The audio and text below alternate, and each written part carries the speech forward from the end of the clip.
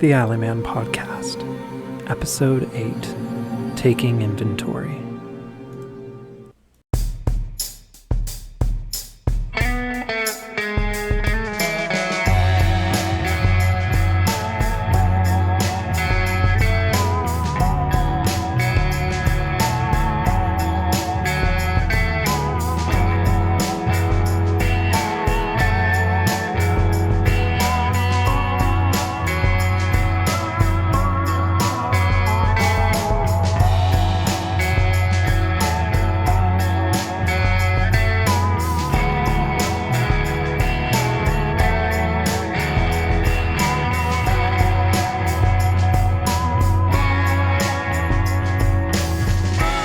Welcome to Modern Mythologies.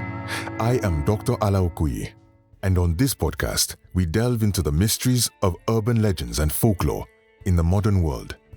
Today, I was going to be continuing the discussion of the Alleyman myth with an interview with someone who claims to have been a host for the Alleyman spirit, but it would appear they are not particularly available today or this week. So I will have to delay that interview for next week. That being said, I think I have had space to do some reflecting on what Fred Pennyland asked me on his show last week and what Kaylee was saying to me last time. This week, I went back over my episodes on the Alleyman myth, and I have seen places where I was dismissive. I saw spaces where I questioned things in a way that now makes me question what my role even is in the discussion.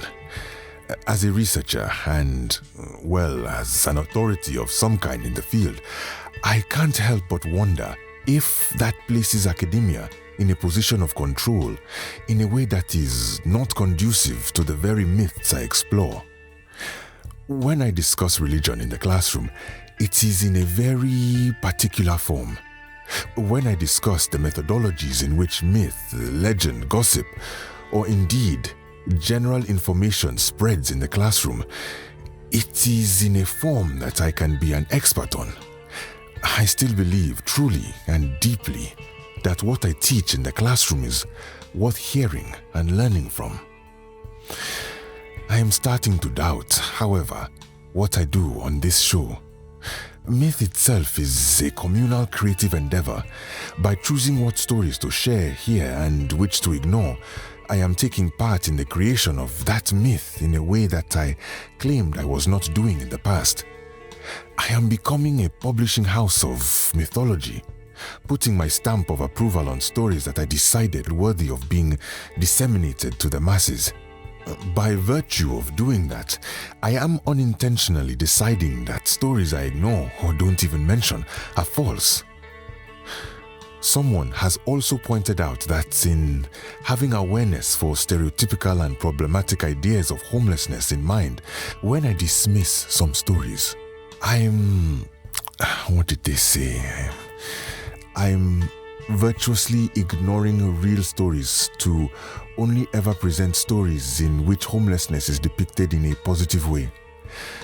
I believe what they are saying is, sometimes in an effort to depict people beyond their stereotypes, we as a culture place them on a pedestal instead. We create a truly wholesome or honorable depiction of them to share, and we avoid ever showing them in a negative light. So first, I want to address this. I do make decisions to not share stories that target homelessness as a disease, or especially stories that speak of it in that way. More specifically, the stories that talk about people who are homeless as being a disease or horrible or disgusting or beneath contempt. Those are the stories I ignore, and I believe I do so intentionally and with good purpose. I will not use my platform to demean people whose only seeming sin is being without in the eyes of those who have. I am learning to make a number of concessions with what I am doing in this field, but I will never platform stories that demonize minorities of race or sexual preference or economic means or religion or There seems to be many facets of identity that we must be explicit with these days. But I think that's good and fair, to be egalitarian with the many pieces that make humanity what it is. So, I want to reiterate that I will never platform and support views or stories that are given in bad faith to demonize any facet of identity or existence in this world, with, I suppose, the exception of demonizing the very bigotry itself. That should always be allowed. I say this in preparation for this, but Fred Pennyland was right. The Alleyman myth has been explored. I want to explore final ideas of what the myth is, what it means for us as a culture. Why have so many of the stories centered the homeless as the Alleyman? What is the myth of the magical Negro, the wise mammy, the one who exists in your life to save you from your own choices, to grant wisdom when you need it most? What does it say in a modern sense that we want it from the urban landscape? And why do we want to be told what to do by strangers? These are questions I ask all of you to consider as you record your own Alleyman stories, as you record your thoughts and final questions for my final podcast on the topic. Yes, you heard that correctly. I would like you, at least in recording, to join my final episode on the topic. Today is the 11th. On the 18th, I will be attending a local anthropologist conference, so I will not be putting out an episode that day. On the 25th, I will be interviewing our supposed Alleyman, so I would like to make my final episode on the Alleyman myth the 1st of April. The April Fool's Day. A very fitting day to approach the myth with absolute open arms, or a great day to be pranked. Yes, so this is the official announcement. I will be taking people's stories, thoughts, and questions as recordings to include in the final episode of covering the Alleyman myth. Please record yourself asking or sharing and get it to my email, profokoye@modernmyth.live, by, let's say, the 27th of March. Then I can sift through and make some choices for time constraints and plan accordingly for that final episode. Fred Pennyland will, of course, join me in saying goodbye to the topic for good, whether or not he knows it just yet. And I should say, now that I see this on the calendar, yes, I suppose it's only fair. The first episode of Seven Dane Asmund's fictional podcast about the Alleyman story is in fact releasing next week, on the 18th. I suppose if you do not get an episode from me that week, it's only fair that I give a shout out for his show in my stead. He claims it will be a radio drama about the Alleyman. So he certainly turned that stretch goal around into a podcast rather quickly. I'm sure it will be an interesting experience. Perhaps now is the time and the space to discuss the myth in a more distant sense. I have been accused more than once of asking questions I do not begin to answer myself. I think the myth talks deeply to our longing for belonging in a cityscape where many, especially in this modern day of quarantine and isolation, feel displaced, especially for those like me who have conditions that make the pandemic more isolating than ever. We, as an American people in particular, have felt so disconnected. Many have sought new modes of earning, jobs, sources of income. Many have sought out new identities.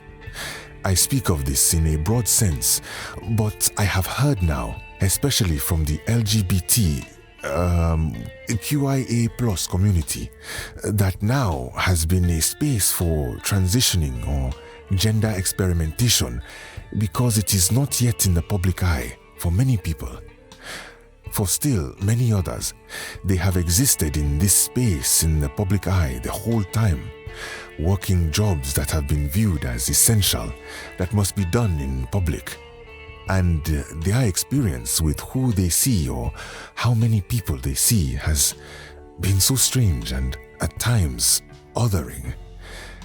I think this myth invites fantasy and wonder to the urban landscape, as many of the best do, but in a way that makes us the main characters of our stories in a unique way. The Alleyman suggests that around the corner we can find meaning. We can be told pointed wisdom, and indeed, the more I've suggested this traveling spirit of the performance, I have seen this in the stories people have written and sent me, explicitly fictitious accounts or otherwise.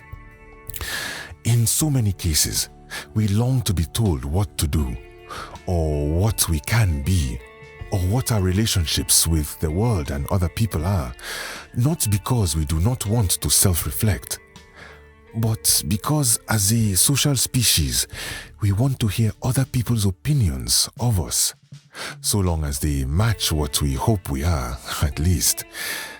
I have had a chance to talk to many fortune tellers and professional tarot readers covering this topic, and they say that this is often the case. People long to be recognized more than anything.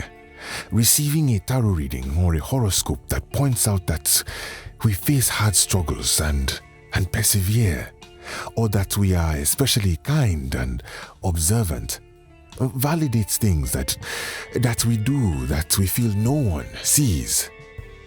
Even though many of those more general readings and horoscopes actually fit any number of people, because at our core, most people do many things for others that go unnoticed, or persevere through struggles most people don't know we face. That is, generally speaking, the human condition, the experience of being alive. But wanting to receive and enjoying receiving kind words that acknowledge what we do and accomplish, that is also just the experience of being a human being in a social world. And this matches the Alleyman story deeply. We all want wonder and fantasy and supernatural experiences, so long as they are affirming or on the verge of letting us in on a strange world that thrives under the surface. I saw this a lot with the Moth Children discussion before this topic. The idea of modern vampires living among us, being extremely present and modern and urban.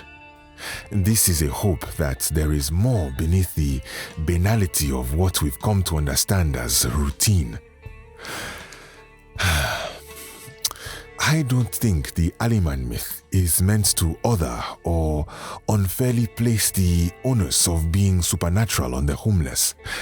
I think it is taking a facet of urban life and adding wonder to it.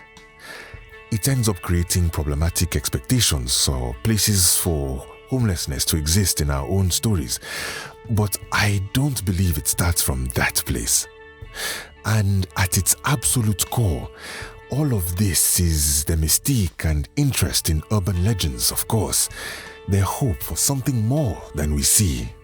But most specifically, I think the Alleyman is the manifestation of our personal myths, our desire to be seen and appreciated, but also to be given help when many of us are at the stage of our lives that we don't feel we can ask for help.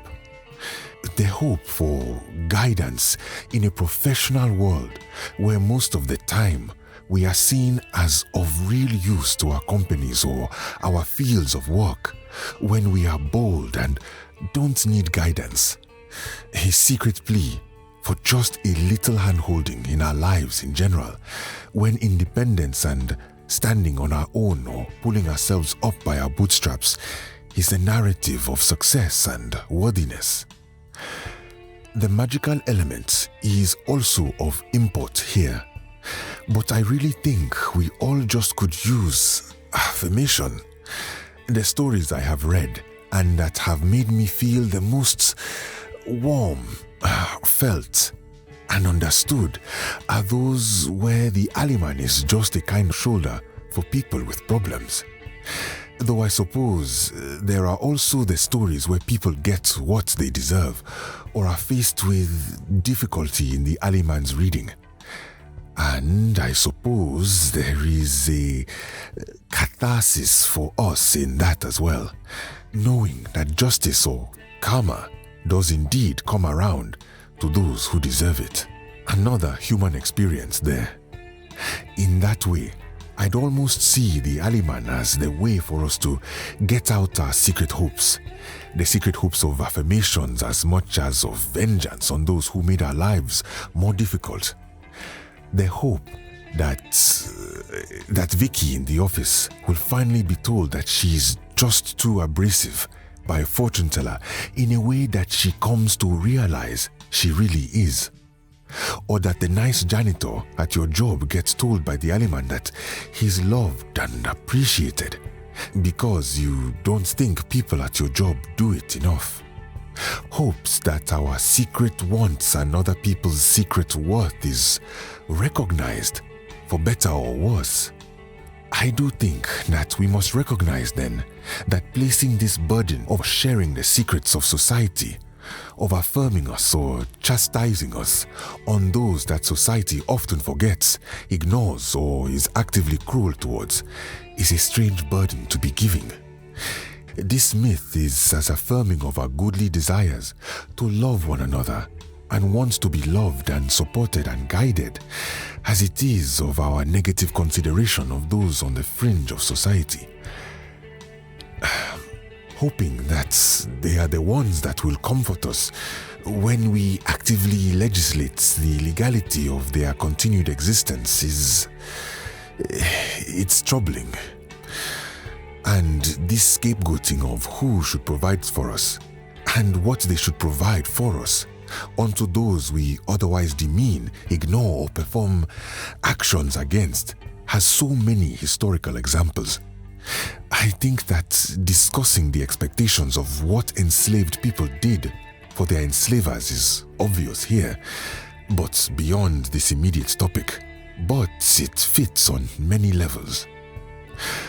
More modern considerations are the ways in which women are often expected to perform emotional care or labor for men, while also being belittled for performing it. It fits.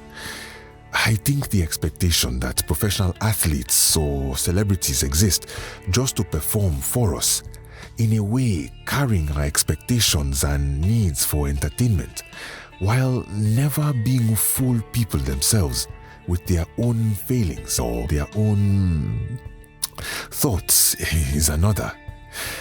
I am thinking, of course, specifically about the way black athletes are expected to perform on the field for onlookers, who in private call them slurs, but are not allowed to exist as black people in support of their own black freedoms, liberties, and justice, without drawing the ire of those who expect only performance.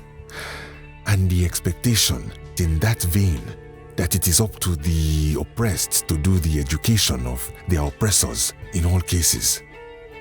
The important societal question that this myth asks is why we expect the strange alleymen, the homeless, the fringe youth who grow up on the streets, to be our emotional saviors, or the guide to our own lives. Why do we always expect and place the labor of these tasks on those we already expect so much of? And why do we not respect their humanity before or after that moment? Why do those who perform only exist to us when they are performing? The Alleyman is a compelling myth.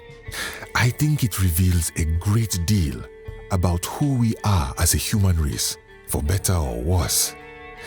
I can buy into the fantasy of it. I may not believe in it, but I believe in the heart of the myth that we truly want help supports community in a way that embraces our failings or limitations and helps rise us up. But it also reveals that we often fail as a people to recognize that the onus of asking for that help, letting people know what we need, is on us. We must share our needs to our loved ones to receive that kind of support. We as a people are ever growing, and taking on the emotional labor of understanding ourselves is a piece of our maturing and aging, not a failure. All of this being said, I also think that the ominous story of the sock puppet show warning a soldier of a potential betrayal in his future is just a compelling, interesting and, fun story. The heart of creativity and storytelling on display in this myth has been unique because the nature of performance is unique. All of the things I just said are true, the good and bad of this myth. But it's also true that it is just rather cool. It is a unique space to tell a story, real or made up. It is so open to cover a variety of topics while also being locked into certain hallmarks, bookends that make it specifically an Alleyman story, even if it's as different as a strange play performed just for you and a tarot reading that tells you what you'll eat for breakfast tomorrow.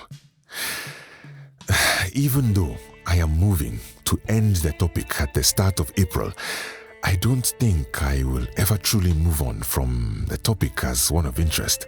So please, always feel free to send me more of these stories. I have rambled a fair bit. I will wrap up here. So remember, from now until the 27th of March, I am accepting your recorded voice, sharing your thoughts on the Alleyman, your questions, or even your stories for the final episode, which will release on the 1st of April. Please include your name and where you are from, if you are comfortable doing so.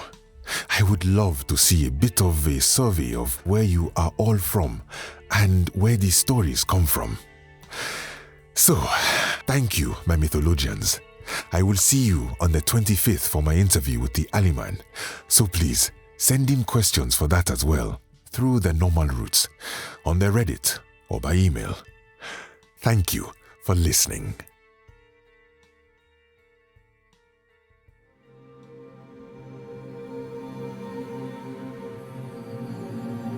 The Alleyman Podcast is a podcast produced, written, and directed by Seven Dane Asmund of Publishing Goblin LLC and licensed on a Creative Commons Attribution Non-Commercial Share-alike International License. The Alleyman character was created by Seven Dane Asmund and is based on the character created by them for the Alleyman's Tarot. I'm John Dingo, and I produced the intro and bed music. Outro music produced by Seven Dane Asmund. I'm Uduak Inyang, and I play Dr. Ala Okoye. The podcasts Modern Mythologies and Urban Folklore are fake podcasts produced for the purposes of this show, as are their hosts and characters.